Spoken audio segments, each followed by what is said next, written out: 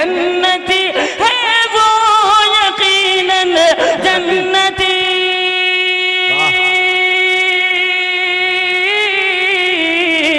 جنتی ہے وہ یقیناً جنتی جس کا بیٹا جس کا بیٹا جس کا بیٹا حافظ قرآن ہے بلاغت چلے آئیے شہنشاہ بلاغت چلے آئیے تاجدار فصاحت چلے آئیے لے کے گلزار طیبہ کے گل کی مہک مشک بار خطابت چلے آئیے ماشاءاللہ آئیے حضرت مولانا مفتی محمد اشفاق صاحب ندوی صدر جمعیت علماء بسوا ماشاءاللہ ان کا استقبال کر لیجئے اس نعرے کے ساتھ صدر جمعیت علماء ہند صدر جمعیت علماء ہند حضرت مولانا محمد اشفاق صاحب حضرت مولانا محمد اشفاق صاحب الحمدللہ رب العالمین والصلاة والسلام علی سیدنا مولانا محمد مبارک وسلم اعوذ باللہ من الشیطان الرجیم بسم اللہ الرحمن الرحیم لقد کان لکم فی رسول اللہ اسوۃ حسنہ وقال اللہ تبارک و تعالی وما ارسلناک الا رحمتا للعالمین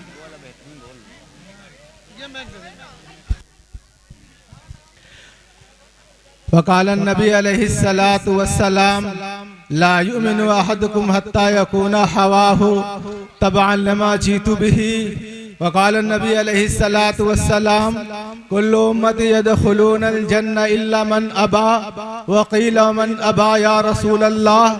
قال النبی علیہ السلام من اطاعنی دخل الجنہ ومن اطاعنی فقد ابا او کما قال علیہ السلام میرے محترم بزرگوں اور دوستوں اور حضرات علماء کرام اور حضرت مولانا فہیم صاحب جنرل سیکریٹری بسوا سیتاپور اور جلسے کی صدارت فرما رہے حضرت مولانا اسرائیل صاحب ناظم مدرسہ سیدنا بلال نوریہ باغ اور ہمارے قیادت فرما رہے حضرت مولانا مفتی محمد سہیل صاحب ناظم مدرسہ نور العلوم چونٹی باد اللہ اور ہمارے خزانچی صاحب حافظ جناب حافظ محمد شعیب صاحب اور ہمارے بہت ہی پرعزیز ساتھی قاری و حافظ شرافت صاحب دام برکاتہم عالیہ جن کو اللہ تبارک و تعالیٰ نے بہت ہی صفات سے نوازا ہے یہ سب آپ حضرات کے احسان کے فرمابشور ہیں کہ وہ سب آپ حضرات کے سامنے آئے ہوئے ہیں اور میں بہت ہی شکرگزار ہوں عالی جناب حضرت مولانا اخلاق صاحب جنرل سیکریٹری لخیم پور تمام کے تمام حضرات آپ حضرات کے سامنے روبرو ہیں یہ اللہ کا شکر ہے اور اللہ کا احسان ہے اور اللہ کا فضل ہے کہ ہم سب اللہ اور اس کے رسول کی نسبت کے اوپر اتنے بڑے جلسے کے اندر تشریف فرما ہے یہ آپ حضرات کی سچی لگن اور سچی محنت اور لگاؤ اور دین کی غیرت اور حمیت ہے جس کی بنیاد کے اوپر آپ حضرات نے اتنے بڑے جلسے کا انعقاد فرمایا ہے جس جلسے کے روح رواں ہمارے بہت ہی عزیز اور مشفق ساتھی محمد اسرائیل صاحب دامت برکاتہم عالیہ ہے اللہ تعالیٰ ان کی عمر میں برکت فرمائے کہ حضرت نے جو ہے اتنا بڑا پروگرام کیا ہے تاکہ ہمارے گاؤں کے لوگ اور دور دراز سے آئے ہوئے مہمان کرام اللہ کی نسبت کے اوپر اور اللہ کے رسول صلی اللہ علیہ وسلم کی نسبت کے اوپر یہاں پر جمع ہوں اور دین کی بات سنی جائے دین پر عمل کیا جائے دنیا کی عزتیں حاصل کی جائیں اور آخرت کی ہمیشہ ہمیشہ کی کامیابی حاصل کی جائے کیونکہ جلسے کا عنوان ہے جلسہ سیرت النبی اور اصلاح معاشرہ کہ ہماری زندگی کے اندر جناب رسول اللہ صلی اللہ علیہ وسلم کا طریقہ ہمارے اخلاق کے اندر حضور پاک علیہ الصلوۃ والسلام کے اخلاق، ہماری عبادات کے اندر جناب رسول اللہ صلی اللہ علیہ وسلم کی عبادات یہ کیسے آ جائیں تاکہ ہم دنیا کے اندر بھی کامیاب ہو جائیں اور آخرت کے اندر بھی کامیاب ہو جائیں۔ جو طریقہ، جو شریعت، جو دین جناب رسول اللہ صلی اللہ علیہ وسلم لے کر کے آئے ہیں، اس طریقے کے اندر اور اس سیرت کے اندر اور اس شریعت کے اندر اور اس دین کے اندر اللہ تبارک و تعالیٰ نے ہمارے اور آپ کی اور قیامت تک آنے والے تمام انسانوں کی جو کامیابی رکھی ہے۔ تو میرے محترم بزرگوں اور دوستوں، ہمیں وہ طریقہ اپنانا ہے جو جناب رسول اللہ صلی اللہ علیہ وسلم طریقہ لے کر کے آئے ہیں، کیونکہ میرے محترم بزرگوں اور دوستوں، حضور پاک علیہ السلام کی آمد اس جہاں میں جو ہوئی ہے، میرے محترم بزرگوں دوستوں، سارا جہان، ساتوں زمین و ساتوں آسمان کا قیام جو اللہ تبارک تعالیٰ نے فرمایا ہے، وہ جناب رسول اللہ صلی اللہ علیہ وسلم کے صدقے صلے میں فرمایا ہے۔ جو ذات عالی ہے، حضور پاک علیہ السلام کی ذات ہے، سب سے افضل ہے، سب سے اعلیٰ ہے، تمام نبیوں کی نبی ہے، وہ جناب رسول اللہ صلی اللہ علیہ وسلم ہے۔ میرے محترم بزرگوں دوستوں، اللہ تعالیٰ کا ارشاد ہے، تم اس رسول کی بات کو مانو، اس رسول کی بات کو مانو جس کا مقام و مرتبہ ہم نے بڑا اونچا کیا ہے۔ جو حضور پاک علیہ السلام نہ ہوتے تو ساری دنیا کا قیام نہ ہوتا، یہ انسان نہ ہوتے، یہ جنات نہ ہوتے، یہ زمین نہ ہوتی، یہ آسمان نہ ہوتا، یہ رنگیلیاں نہ ہوتی، یہ جنگلات نہ ہوتے، یہ دریا نہ ہوتے، یہ پہاڑ نہ ہوتے۔ میرے محترم بزرگوں دوستوں، اللہ تبارک تعالیٰ نے جناب رسول اللہ صلی اللہ علیہ وسلم کے صدقے صلے میں یہ سارا کا سارا جہان کو سجایا ہے اور سارے جہان کو بسایا ہے اور اس میں حضرت انسان کو بھیجا ہے اور یہ فرمایا ہے کہ زندگی کے گزارنے کے لیے جناب رسول اللہ صلی اللہ علیہ وسلم کا طریقہ دیا گیا ہے۔ اگر کوئی چاہے کامیاب ہونا تو حضور پاک علیہ السلام کے طریقوں کو اختیار کرے، اور جو حضور پاک علیہ السلام کے طریقے سے ہٹ کر کے زندگی گزارے گا، فرمایا گیا کہ وہ لوگ کون ہیں؟ اولئک کالانعام، کہ وہ لوگ جو ہے جانور ہیں، بل ہم اضل، بلکہ اللہ نے فرمایا کہ جانوروں سے بھی زیادہ گئے گزرے لوگ ہیں۔ تو یہ اندازہ لگاؤ میرے محترم، میرے بزرگوں اور میری ماں اور بہنوں، ہمیں کس کے طریقے میں چل کر کے زندگی گزارنا ہے؟ یا آقائے نامدار کے، یا ان جانوروں کو جس کو اللہ تعالیٰ نے فرمایا جانوروں سے بھی زیادہ بدتر لوگ ہیں۔ اس لیے میرے محترم بزرگوں دوستوں، ہم عہد کرتے ہیں اور ہم نیت کرتے ہیں کہ ہم سچی پکی اطاعت جو کریں گے وہ اللہ کی اور اللہ کے رسول کی کریں گے، کیونکہ اللہ تبارک تعالیٰ نے ہم سب کو جناب رسول اللہ صلی اللہ علیہ وسلم کا امتی بنایا ہے، بڑا مقام دیا ہے اور بڑا مرتبہ دیا ہے حضور پاک علیہ السلام کے صدقے صلے میں دوستوں۔ اور میرے محترم بزرگوں اور دوستوں بتاؤں کہ جناب رسول اللہ صلی اللہ علیہ وسلم کو اللہ تبارک تعالیٰ نے معراج کرائی دوستوں۔ اللہ کے رسول صلی اللہ علیہ وسلم مکہ مکرمہ سے اور بیت المقدس تک تشریف لے گئے۔ یہ اندازہ لگاؤ میرے محترم دوستوں، اور وہاں پر تمام انبیاء علیہ السلام کی جو امامت کی ہے۔ پھر آگے اللہ کے رسول صلی اللہ علیہ وسلم پہلے آسمان کے اوپر گئے ہیں، جہاں پر آپ کے استقبال میں بابا آدم علیہ نبینا علیہ السلام نے استقبال کیا ہے، اور پھر دوسرے آسمان کے پر جب پہنچے ہیں تو وہاں پر سیدنا عیسیٰ علیہ نبینا علیہ السلام نے آپ کا استقبال سے اندازہ لگاؤ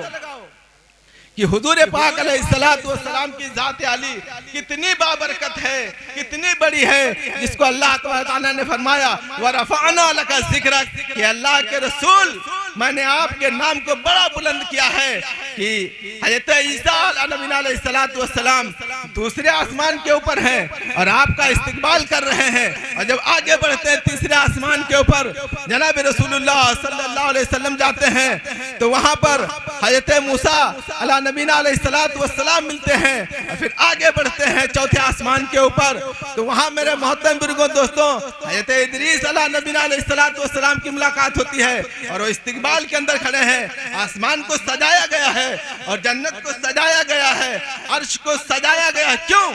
जनाब रसूलुल्लाह सल्लल्लाहु अलैहि वसल्लम तशरीफ ला रहे हैं और फिर पांचवी आसमान के ऊपर हज़रत हारून अलैहिस्सलाम की मुलाकात हुई है और फिर छठे आसमान के ऊपर मेरे मोहतरम बुजुर्गों और दोस्तों अल्लाह के रसूल सल्लल्लाहु अलैहि वसल्लम की मुलाकात जो हुई है सैयदना मूसा अला नबीना अलैहिस्सलाम से हुई है और फिर मेरे मोहतरम बुजुर्गों और दोस्तों आगे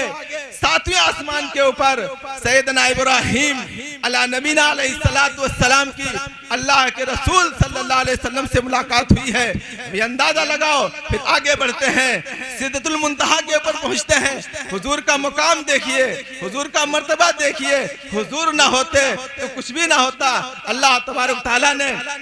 जनाब रसूलुल्लाह सल्लल्लाहु अलैहि वसल्लम के नाम को अपने नाम के साथ मिलाया है, चाहे वो अज़ान हो, चाहे इकामत हो, चाहे वो नमाज हो, चाहे जहाँ भी हो, अल्लाह के रसूल सल्लल्लाहु अलैहि वसल्लम का नाम नामी इसमें गिरामी अल्लाह तबारक तआला ने हर जगह पर अपने नाम के साथ लिया है। तो अंदाजा लगाओ कि हुजूर की ज़ात कितनी आला है, कितनी अरफा है। सिदरतुल मुंतहा के ऊपर जिब्रील अमीन अलैहिस्सलाम रुक गए हैं और कहा कि मेरी परवाज़ खत्म हो गई है, अगर मैं इसके आगे एक सेकंड भी बढ़ता हूँ, एक बारिश भी बढ़ता हूँ तो जिब्रील जो है खाक हो जाएगा, जल करके राख हो जाएगा। और फरमाया जिब्रील अमीन अलैहिस्सलाम ने कि अब यहाँ से मेरे और अल्लाह के दरमियान 70,000 नूर के पर्दे हैं, अगर जिब्रील किसी एक पर्दे के पास जाए तो जल करके राख हो जाए। अंदाजा लगाओ कि जनाब रसूलुल्लाह सल्लल्लाहु अलैहि वसल्लम वहां से चलते हैं और अल्लाह तबारक तआला से मुलाकात होती है। अल्लाह तबारक तआला कहते हैं अस्सलामु अलैका अय्युहन नबिय्यु व रहमतुल्लाहि व बरकातुहू। मेरे मोहतरम बुजुर्गों दोस्तों, जनाब रसूलुल्लाह सल्लल्लाहु अलैहि वसल्लम सारे नबियों के नबी, आप सल्लल्लाहु अलैहि वसल्लम इंसानों के नबी, आप सल्लल्लाहु अलैहि वसल्लम जिन्नातों के नबी, आप सल्लल्लाहु अलैहि वसल्लम चरिंदों के नबी, परिंदों के नबी, आप सल्लल्लाहु अलैहि वसल्लम जमादात के नबी, आप सल्लल्लाहु अलैहि वसल्लम नबातात के नबी, आप सल्लल्लाहु अलैहि वसल्लम कुल हैवानात के नबी। तो अंदाजा लगाओ मेरे मोहतरम बुजुर्गों दोस्तों, जनाब रसूलुल्लाह सल्लल्लाहु अलैहि वसल्लम ने जवाब दिया व अला इबादिल्लाहिस सालिहीन अस्सलामु अलैना व अला इबादिल्लाहिस सालिहीन कि अल्लाह तबारक तआला ने अर्श के ऊपर जब अल्लाह तआला से मुलाकात हुई वहां पर भी अल्लाह के रसूल सल्लल्लाहु अलैहि वसल्लम ने अपनी उम्मत को नहीं भूला और यह कहा कि और सलाम हो हमारे तमाम उम्मतियों के ऊपर जो नेक हैं, सालेह हैं, अल्लाह के फरमाबरदार हैं। तो मेरे मोहतरम बुजुर्गों दोस्तों, ये उम्मती होकर के, ये गुलाम रसूल होकर के, ये अपने आप को मुसलमान कहता हुआ अल्लाह उसके रसूल के गुलामी का इकरार करते हुए जो तरीका अख्तियार हम और आप किए हुए हैं सुन्नत से हटा हुआ है, जो जिंदगी हम और अख्तियार किए हुए हैं वो हुजूर पाक अलैहिस्सलाम की सीरत से हटी हुई है। और ये बात जान लो,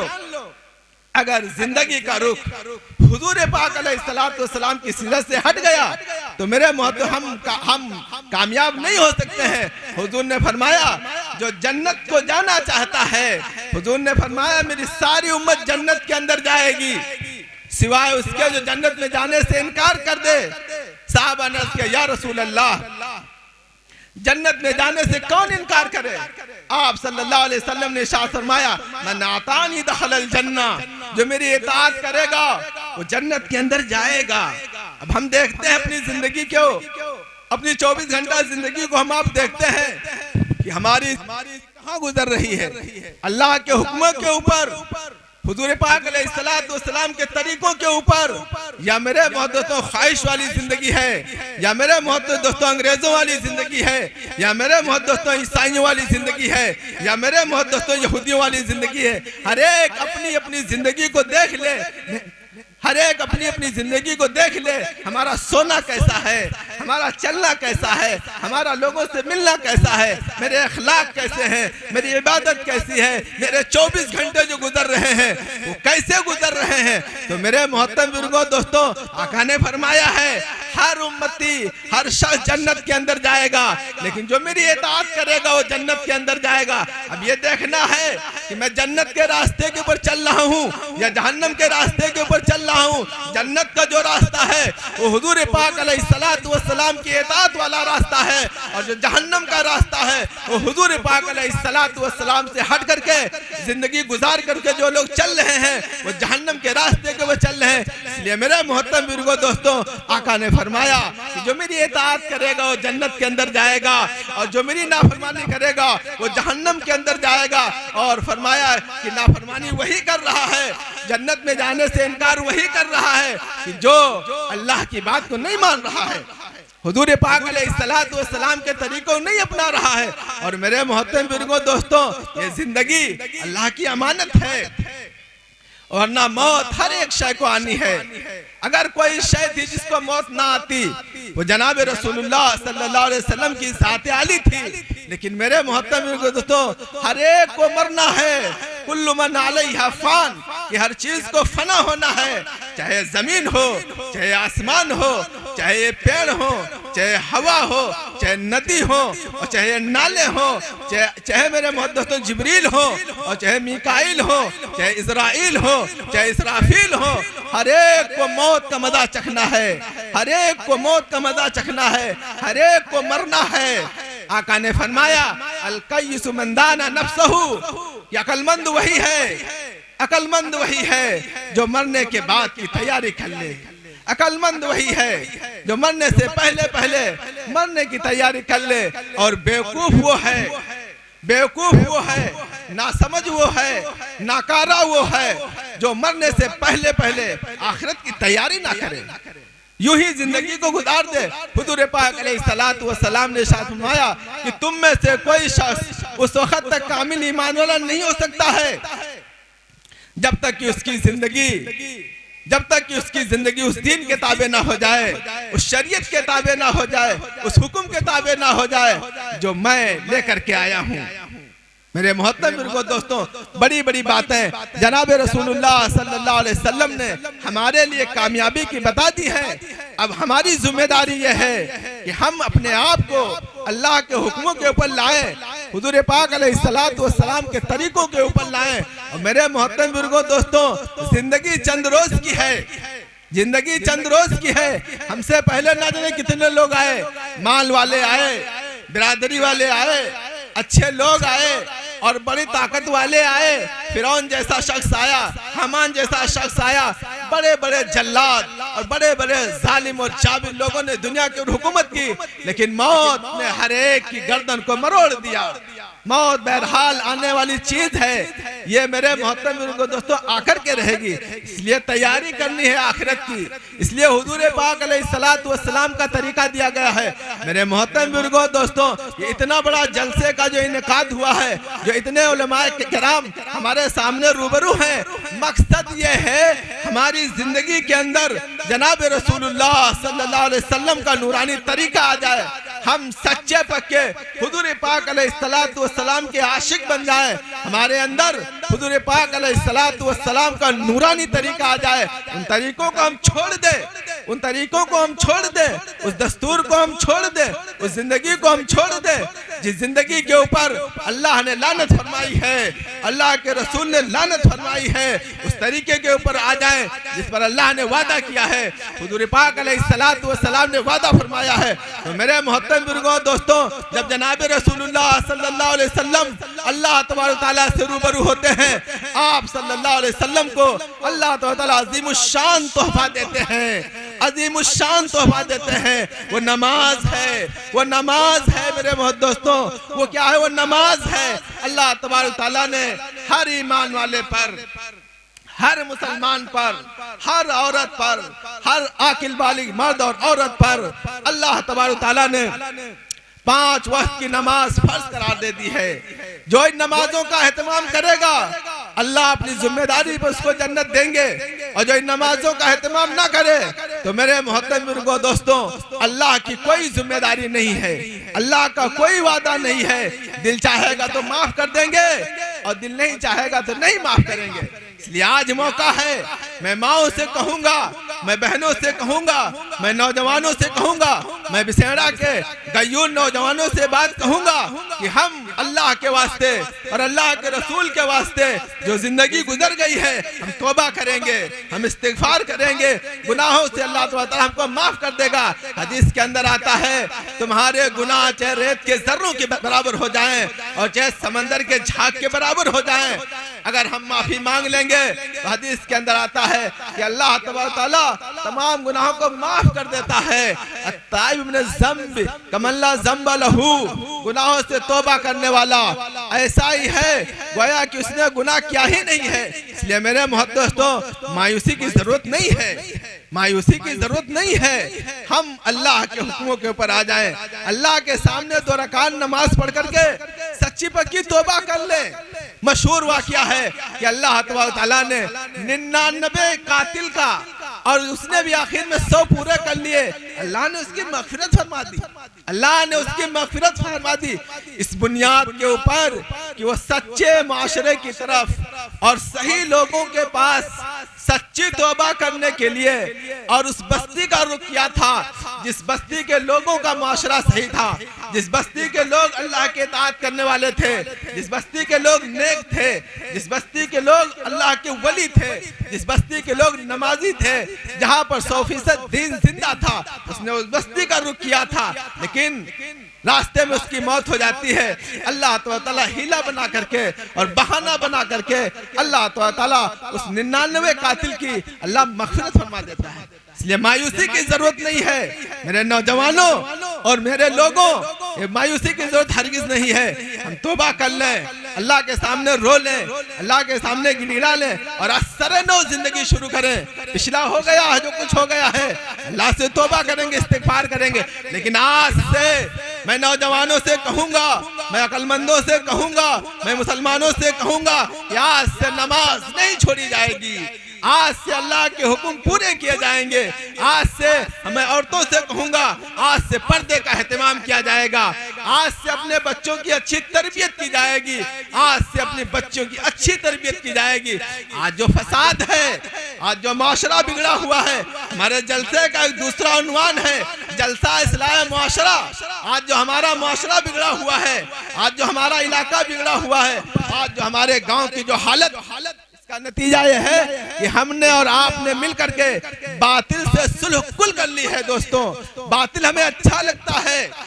حضور پاک علیہ السلام سے ہٹ کر کے زندگی گزارنے میں ہم کو مزہ آتا ہے. لیکن میرے محترم بزرگوں، دوستوں، یہ بات جان لو، یہ چند روزہ زندگی ہے، مسئلہ آخرت کا ہے. اللہ تبارک تعالیٰ کے وہاں ہر ایک کو کھڑا ہونا ہے. اللہ تبارک تعالیٰ پوچھے گا یہ عمر کہاں لگا کر کے آئے ہو، جوانی کہاں لگا کر کے آئے ہو، جو ہم نے زندگی دی تھی اس کا آپ نے کیا استعمال کیا ہے. تو میرے محترم بزرگوں، دوستوں، ہم نے یہ سمجھ رکھا ہے، ہم نے یہ سمجھ رکھا ہے کہ جو ہمارے سامنے کام ہے، میری کھیتی کا کام ہے، میری دکان کا کام ہے، میری تجارت کا کام ہے، میری دوسری ذمہ داریاں ہیں، بس اسی لیے ہم پیدا ہوئے ہیں. میرے محترم بزرگوں، دوستوں، اللہ تبارک تعالیٰ نے ہمیں اور آپ کو آخرت کے لیے پیدا کیا ہے. ہمیں اور آپ کو جو پیدا کیا ہے وہ آخرت کے لیے پیدا کیا ہے، اور دنیا کی تمام چیزوں کو اللہ تبارک تعالیٰ نے ہمارے لیے پیدا کیا ہے. ہمارے حضور پاک علیہ السلام آخری نبی ہے، اس نبی کے بعد کوئی نبی نہیں آئے گا. دوستوں، اور جو نبوت کا دعویٰ کرے وہ جھوٹا ہے. دوستوں، وہ جھوٹا ہے. اس لیے میں کہوں گا ان والدین سے، ان ماؤں سے کہوں گا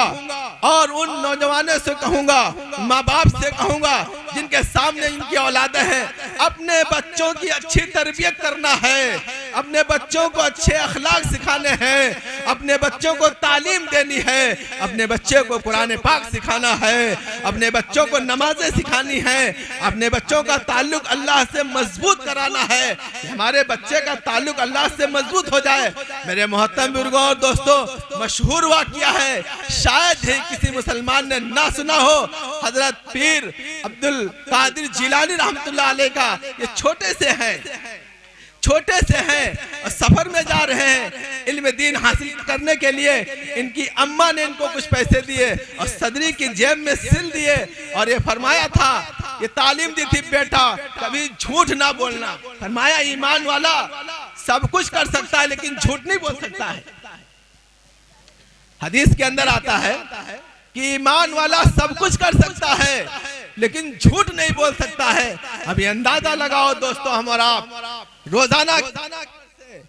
अपने अपने ज़माने के अंदर और अपने अपने माशरे के अंदर और अपनी अपनी तिजारतों के अंदर और अपने अपने माहौल के अंदर कितना झूठ बोला जा रहा है दोस्तों, और ऊपर से सदा ये लगाई जा रही है बगैर झूठ के काम नहीं चल रहा है, बगैर झूठ के मसले हल नहीं हो रहे हैं, बगैर झूठ बोले जो है मुनाफा नहीं हो रहा है, झूठ पर झूठ, झूठ पर झूठ, झूठ पर झूठ मेरे मोहब्बत दोस्तों बोले जा रहे हैं। जबकि आका ने फरमाया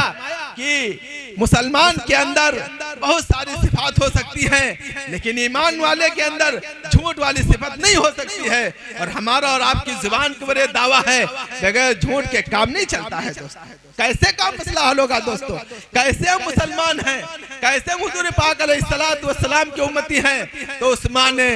बेटे को तालीम दी थी, छोटा बेटा है, बेटा सफर के अंदर जा रहे हो, ये पैसे हिफाजत से रखना और कभी भी झूठ ना बोलना। रास्ते चलते एक जंगल के अंदर काफिला लूट जाता है, डाकू जो होते हैं उस काफिले को लूट लेते हैं, सारा का सारा माल छीन लिया जाता है। ये छोटा सा बच्चा 10 साल का बच्चा अलग खड़ा है, एक डाकू उसमें से उसके पास भी आता है और ये पूछता है कि बेटा तेरे पास तो कुछ होगा नहीं, तेरे झाड़ा लेने की जरूरत नहीं है, तेरी तलाशी लेने की कोई जरूरत नहीं है। तो कहता है नहीं, मेरे पास 40 अशरफियां हैं, मेरे पास तकरीबन 100 अशरफियां हैं तकरीबन। तो कहा कहाँ है? कहा कि अम्मा ने जो है मेरी आस्तीन में सिल दिया था। बड़ी हैरत हुई उस डाकू को, और बड़ा ताज्जुब हुआ। चुनांचे उस बच्चे का हाथ पकड़ करके वो अपने आका के पास जो डाकुओं का सरदार होता है वहां पर ले गया। फरमाया कि इस बच्चे के पास 100 अशरफियां हैं। आज के जमाने में लाखों हुई दोस्तों, आज के जमाने में 100 अशरफियां लाखों की तादाद के अंदर हुई दोस्तों। मेरे मोहतरम बुजुर्गों दोस्तों, माँ ने सिखा रखा था, माँ ने सिखा रखा था, माँ की गोद की तालीम थी, माँ की तरबियत थी। माँ ने बताया था बेटा झूठ ना बोलना। सैकड़ों वाकयात हैं माओं के जिन्होंने बच्चे की तरबियत की थी। अल्लाह तबारक तआला उन माओं को जो है जन्नत नसीब फरमाए, उनकी कब्रों को अल्लाह तबारक तआला जो मुनव्वर फरमाए। मेरे मोहतरम उसको दोस्तों, डाकू ने पूछा बेटा पैसे कहाँ हैं? तो बेटे ने कहा, शेख अब्दुल कादिर जिलानी रहमतुल्लाह अलैह ने कहा पैसे मेरी आस्तीन में माँ ने सिल दिए थे। तो फरमाया बेटा तूने क्यों बता दिया? हम तो तेरी तलाशी ना लेते, लेकिन तूने बता दिया है, ये ऐसा क्यों किया है? तो फरमाया मेरी माँ ने कहा था, मेरी माँ ने कहा था, मेरी माँ ने कहा था बेटा झूठ ना बोलना। डाकू की चीखें निकल गईं कि ये बच्चा 10 साल का अपनी अम्मा का इतना फरमाबरदार, इतना फरमाबरदार, और मैं इंसान होकर के, अक्लमंद होकर के इतने बड़े गुनाह के अंदर मुलविस हूँ, फौरन तौबा करता है और इस्तिगफार करता है। तो अंदाजा लगाओ मेरे मोहतरम दोस्तों, माँ बैठी है जिलान के अंदर,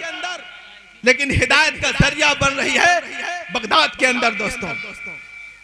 ये माओ की तरबियत थी। इसलिए मैं माओ से कहूंगा कि अपने बच्चों की अच्छी तरबियत करना, बच्चों को नमाज सिखाना, बच्चों को अदब सिखाना, बच्चों को कुरान पाक की तालीम देना, और बच्चों को वालिदैन की इताअत सिखाना, बच्चों को अल्लाह की अज़मत सिखाना, बच्चों को हुजूर पाक अलैहिस्सलातु वस्सलाम की सीरत बताना, और बच्चियों को हज़रत फातिमा रज़ी अल्लाह तआला अन्हा की जिंदगी बताना, और ये बताना कि सहाबियात कैसी थी, और बच्चों को बताना सहाबा कैसे थे और सहाबा के बच्चे कैसे थे। ये मेरे मोहतरम बुजुर्गों दोस्तों, अगर हम कामयाब होना चाहते हैं, अगर हम चाहते हैं एक साले मुआशरा की जो है तश्कील पैदा हो जाए, सब लोग नमाजी बन जाएं, सब लोग अल्लाह की इताअत करने वाले हो जाएं, हमारे इस बेसेंडा का नक्शा जो है जन्नती नक्शे के अंदर तब्दील हो जाए, तो आपस की मोहब्बतें शर्त हैं, आपस के अखलाक शर्त हैं, आपस के अल्लाह तआला के हुकूक शर्त हैं। इसलिए मेरे मोहतरम बुजुर्गों दोस्तों, हमें अपने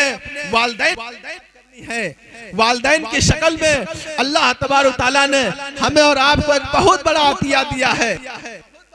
इसलिए मेरे मोहतरम बुजुर्गों दोस्तों, हमें अपने अम्मा अब्बा की इताअत करनी है, हमें अपने माँ बाप की खिदमत करनी है। इसके अंदर आता है कि माँ जो है,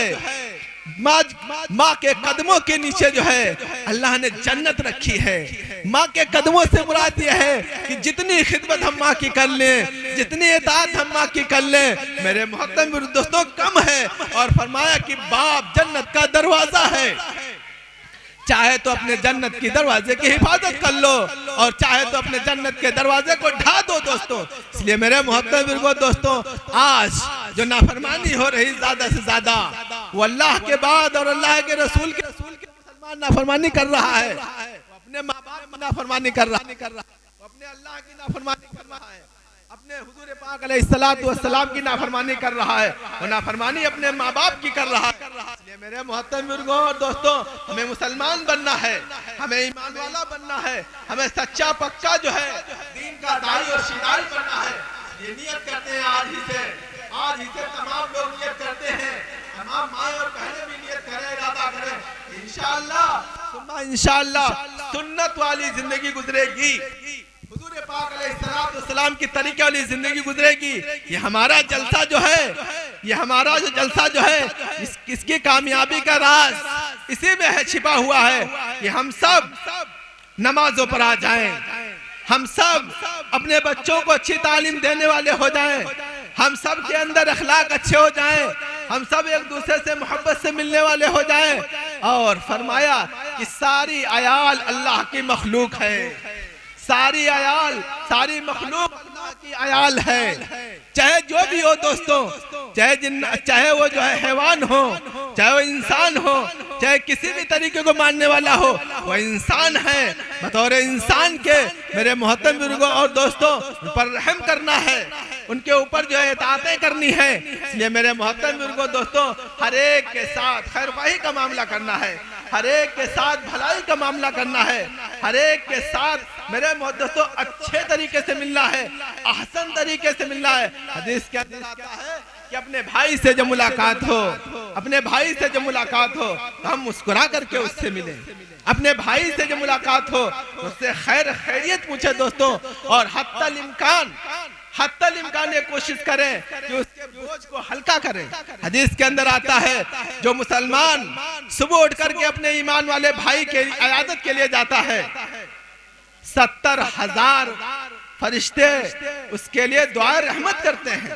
اور جو شام کو اپنے کسی مسلمان بھائی کی عیادت کے لیے جاتا ہے تو حدیث پاک کے اندر بھی آتا ہے کہ 70,000 فرشتے صبح تک جو ہے اس کے لیے دعائے رحمت کرتے رہتے ہیں. اس لیے میرے محترم بزرگوں دوستوں، ہمیں اور آپ کو جو ہے محمدی بننا ہے، ہمیں آپ کو سچا پکا حضور پاک علیہ السلام کا امتی بننا ہے. یہ جو مسلمان ہیں، اب ضرورت اس بات کی ہے کہ اس کے اندر اسلام داخل ہو جائے دوستوں. ہم نام کے مسلمان ہیں لیکن جب ہمارے اندر اسلام آئے گا دوستوں تو اسلام اپنی خوبیوں کے ساتھ آئے گا دوستوں. وہ اسلام ہوگا جس اسلام کے اندر اللہ کے حکم پورے ہوں گے، وہ اسلام ہوگا جس اسلام کے اندر جناب رسول اللہ صلی اللہ علیہ وسلم کے طریقے جو ہے وہ پورے کیے جائیں گے دوستوں. وہ مسلمان ہوگا، یہ بتا دیا جائے گا یہ محمدی آ رہا ہے دوستوں. آج میرے محترم بزرگوں دوستوں، مسلمان کو دیکھ کر کے لگتا نہیں کہ مسلمان ہے، سال ہاں سال گزر گئے لیکن اندازہ یہی لگتا ہے کہ یہ مسلمان نہیں ہے، یہ ایمان والا نہیں ہے. لیکن جب نام پوچھا جاتا ہے، جب نام پوچھا جاتا ہے تب معلوم ہوتا ہے یہ تو سرفراز ہیں، یہ تو عبداللہ ہیں، یہ تو عبد الرحمن ہیں، یہ تو میرے محترم بزرگوں دوستوں یہ تو مسلمان ہیں. ہم نام کے مسلمان نہیں، ہم تو کام کے مسلمان ہوں گے، ہم تو میرے محترم اللہ کو راضی کرنے والے ہوں گے. اس لیے ہمارے سامنے اللہ کی کتاب ہے، ہمارے سامنے حضور پاک علیہ السلام کی شریعت ہے دوستوں. ہمیں جو ہے آزاد نہیں چھوڑا گیا ہے، ہمیں زندگی کے گزارنے کے لیے جناب رسول اللہ صلی اللہ علیہ وسلم کا نورانی اور پاکیزہ طریقہ دیا گیا ہے دوستوں. اور یہ زندگی جو اللہ نے دی ہے یہ ہر ایک کی اور ہمارے اور آپ کی ایک دن ختم ہو جائے گی. جتنے لوگ یہاں پر ہیں ایک دن کوئی نہیں ہوگا، دوسرے لوگ تو ہوں گے لیکن ہم نہیں ہوں گے دوستوں. اس لیے میرے محترم بزرگوں دوستوں، اصل تیاری جو ہے ہماری اور آپ کی وہ آخرت کی تیاری ہے. اصل جو موقع اللہ نے دیا ہے وہ آخرت کی تیاری کا موقع دیا ہے. اس لیے ہم عزم کریں، ہم نیت کریں کہ انشاءاللہ ثم انشاءاللہ اب اپنے بچوں کو دینی تعلیم دیں گے. اب اپنے بچوں کو ہم نماز سکھائیں گے، اب اپنی بچیوں کو جو ہے پردے کا طریقہ ہم سکھائیں گے، اب اپنی بچیوں کو ہم جو ہے اسلام سکھائیں گے اور ہم سیکھیں گے دین کو۔ ہم اپنے علماء سے، اپنے حفاظ سے ہم دین کو سیکھیں گے۔ بہت سارے حفاظ ہیں، بہت سارے قاری ہیں، بہت سارے مفتیان کرام ہیں، ہماری رہبری کے لیے ہے دوستوں، یہ صرف دیکھنے کے لیے نہیں ہے، یہ اس لیے ہے تاکہ ان سے راستہ حاصل کیا جائے، تاکہ ان سے صحیح رہبری حاصل کی جائے، تاکہ ان سے اللہ اور اس کے رسول صلی اللہ علیہ وسلم کی لائی شریعت پر چلا جائے۔ دوستو یہ اللہ کا احسان ہے، یہ اللہ کا احسان ہے کہ جس اللہ نے ہمارے اور آپ کے درمیان جناب رسول اللہ صلی اللہ علیہ وسلم کی بعثت فرمائی، یہ اللہ کا بہت بڑا احسان ہے کہ اللہ تبارک و تعالیٰ نے ہم پر بے شمار احسانات کیے ہیں، لیکن اللہ کا سب سے بڑا احسان یہ ہے کہ اللہ تبارک و تعالیٰ نے جناب رسول اللہ صلی اللہ علیہ وسلم کو ہمارا اور آپ کا نبی بنایا ہے۔ تو میرے محترم بزرگوں دوستوں، 100% جناب رسول اللہ صلی اللہ علیہ وسلم کی اطاعت، 100% حضور پاک علیہ السلام کا طریقہ، 100% ہم جو ہے اللہ کے رسول صلی اللہ علیہ وسلم کی غلامی کے اندر آئیں گے تو مقام بنے گا اور مرتبہ بنے گا۔ دوستوں سیدنا بلال رضی اللہ تعالیٰ عنہ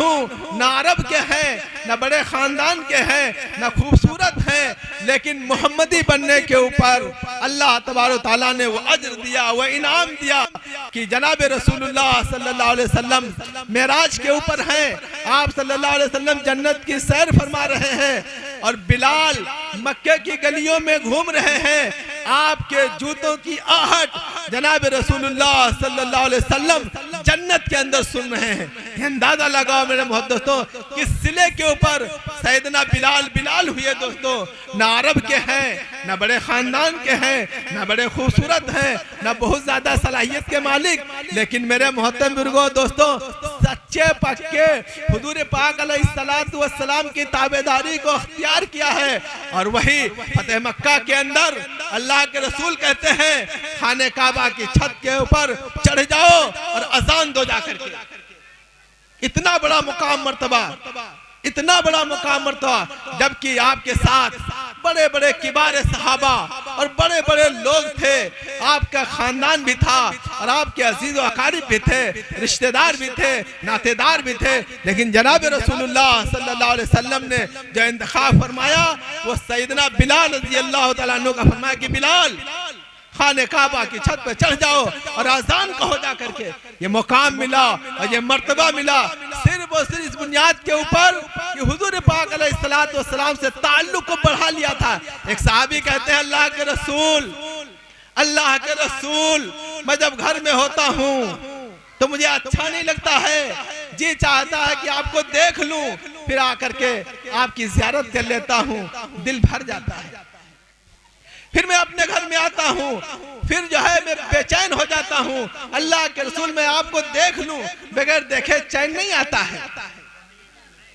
لیکن موت آپ کو بھی آنی ہے اور مجھے بھی آنی ہے۔ آپ تو وہاں پر انبیاء علیہ السلام کے درجوں میں پہنچ جائیں گے، اور اولاً مجھے معلوم نہیں کہ میں جنت کے اندر پہنچوں گا یا نہیں پہنچوں گا، اور اگر جنت کے اندر پہنچ بھی جاؤں گا تو نہیں معلوم تو آپ کے مقام مرتبے کو کہاں میں پاؤں گا، آپ کو کیسے دیکھوں گا، جنت کے اندر کیسے چین آئے گی۔ فوراً آیت نازل ہوئی، اللہ کے رسول نے خوشخبری دی کہ وہ لوگ ان کے ساتھ ہوں گے جنہوں نے جس سے محبت کر رکھی ہوگی، وہ لوگ انہی کے ساتھ ہوں گے کل قیامت کے دن جن لوگوں نے جس سے محبتیں فرما رکھی ہوں گی۔ تو میرے محترم دوستو ہمیں اللہ سے محبت کرنی ہے اور اللہ کے رسول سے محبت کرنی ہے۔ امی جان حضرت عائشہ صدیقہ رضی اللہ تعالیٰ عنہ فرماتی ہیں کہ مصر کی عورتوں نے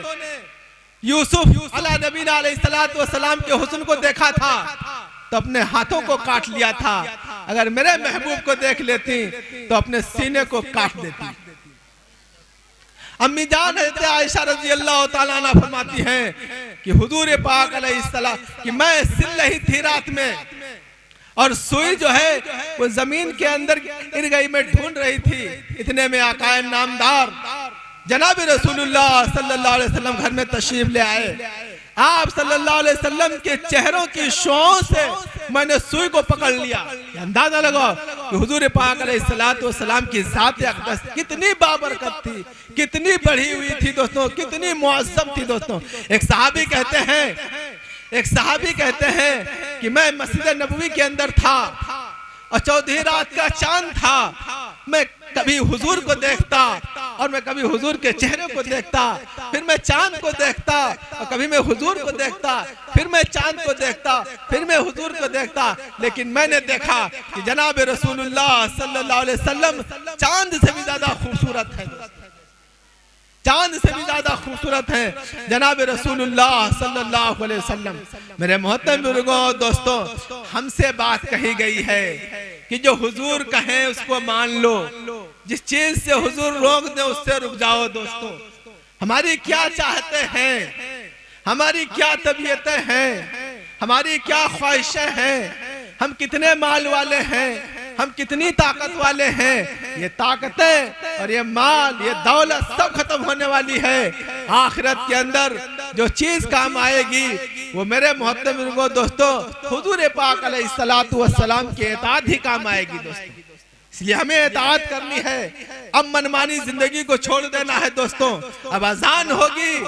تو اذان جو دی جاتی ہے اے مسلمانوں تمہارے لیے دی جاتی ہے، جو اذان دی جاتی ہے یہ اللہ کا منادی، بلکہ اللہ تعالیٰ آواز لگاتے ہیں کہ آؤ نماز کی طرف، آؤ نماز کی طرف، اور کہا جاتا ہے کامیابی کی طرف آؤ، کامیابی کی طرف آؤ۔ لیکن ہم اور آپ دکانوں کے اندر بزی ہیں، کاروبار کے اندر بزی ہے، چیزوں کے اندر بزی ہے، اپنی شکلوں کے اندر بزی ہے اور دوسری مشغولیات کے اندر بزی ہے۔ ہم یہ کہتے ہیں کہ کامیابی ہماری دکان کے اندر ہے، کامیابی ہماری جو ہے ہمارے کھیتوں کے اندر ہے، ہماری کامیابی ہماری تجارت کے اندر ہے۔ اللہ تعالیٰ فرما رہا ہے کہ کامیابی نماز کے اندر ہے، آؤ نماز کی طرف، آؤ نماز کی طرف، آؤ کامیابی کی طرف، آؤ کامیابی۔ 24 گھنٹے میں روزانہ جو ہے 5 مرتبہ مسجد کے میناروں سے آواز لگائی جاتی ہے کہ نماز کی طرف آؤ، کامیابی کی طرف آؤ۔ حضور نے فرمایا سراسر ظلم ہے، کفر ہے، نفاق ہے اس شخص کا فعل جو اذان کی آواز سنے اور مسجد نہ آئے، اور فرمایا جو اذان کی آواز سن کے مسجد نہیں آ رہے ہیں ان کے کل قیامت کے دن ان کے کانوں کو جو ہے شیشے سے بھر دیا جائے گا دوستوں۔ اس لیے میرے محترم بزرگوں دوستوں، ہم اور آپ نیت کریں، ارادہ کریں، انشاءاللہ ثم انشاءاللہ اپنے اس جلسے کو کامیاب بنائیں گے، اپنے اس جلسے کو کامیاب کریں گے۔ ہمارے جلسے کی کامیابی یہ ہے کہ ہم سکون کے ساتھ، اطمینان کے ساتھ اللہ کی اور اللہ کی رسول کی بات کو سنیں۔ ابھی ہمارے سامنے اور سارے علماء کرام آئیں گے اور شعراء کرام آئیں گے، اور خصوصاً ہمارے ساتھی شاعر شرافت حسین صاحب بھی تشریف لائیں گے۔ آپ حضرات جو ہے بخوبی تشریف رکھیں، انشاءاللہ ثم انشاءاللہ جلسہ کامیاب ہو کر کے رہے گا، اور آپ حضرات اپنے اندر تبلیغ ضرور لائیں گے۔ وآخر دعوانا الحمدللہ رب العالمین۔